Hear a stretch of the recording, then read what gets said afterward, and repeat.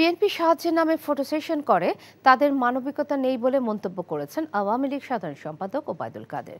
সকালে ধানমন্ডিতে আওয়ামী লীগ সভাপতির রাজনৈতিক কার্যালয়ে সংবাদ সম্মেলনে তিনি এই মন্তব্য করেন। ঘূর্ণিঝড় রেমাল মোকাবেলায় ক্ষতিগ্রস্ত এলাকায় জনপ্রতিনিধি সহ আওয়ামী লীগের নেতাকর্মীদের জনগণের পাশে থাকার নির্দেশ দেন ওবায়দুল কাদের। ফাহাদ মোহাম্মদের আরেকটি রিপোর্ট। ঘূর্ণিঝড় রেমালের প্রভাবে ক্ষতিগ্রস্ত এলাকা, জানমালের ক্ষয়ক্ষতি এবং হতাহতের বিষয় জানাতে সোমবার সকালে রাজধানীর ধানমন্ডিতে আওয়ামী লীগ সভাপতির রাজনৈতিক কার্যালয়ে সংবাদ সম্মেলনে কথা বলেন আওয়ামী লীগ সাধারণ সম্পাদক ওবায়দুল কাদের।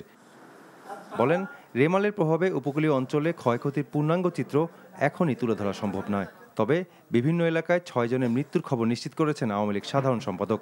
জানান, আবহাওয়া অনুকূলে এলে ক্ষতিগ্রস্ত এলাকা পরিদর্শনে যাবেন প্রধানমন্ত্রী শেখ হাসিনা।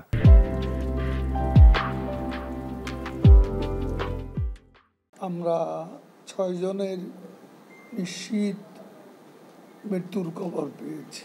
প্রধানমন্ত্রী শেখ হাসিনা সারা রাত জেগে দুর্যোগ মোকাবিলার সকল প্রস্তুতি তিনি মনিটর করেছেন। আবহাওয়ার উন্নতি হলে অতি দ্রুতই মাননীয় প্রধানমন্ত্রী ঘূর্ণিঝড়ে ক্ষতিগ্রস্ত এলাকা পরিদর্শনে যাবেন। যে কোনো দুর্যোগে আওয়ামী লীগ সবসময় মানুষের পাশে থাকে উল্লেখ করে ওবায়দুল কাদের বলেন, বিএনপি মানবিকতা বুঝে না, তারা সাহায্যের নামে সবসময় ফটো সেশন করে।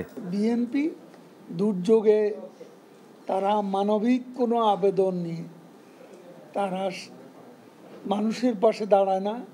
আমরা অতীতে দেখেছি তাদের কাজই হচ্ছে ফটো সেশন করা। তাদের সাথে আমাদের নীতিগতভাবেই অনেক পার্থক্য রয়েছে। মানবিক বিষয়গুলো তারা কখনো মানবিকভাবে দেখেছে বলে আমাদের জানা। দুর্যোগ শেষ না হওয়া পর্যন্ত আওয়ামী লীগের সকল নেতাকর্মীদের জনগণের পাশে থাকার নির্দেশ দেন আওয়ামী লীগ সাধারণ সম্পাদক। Fahad Mohammad, NTV news, Dhaka.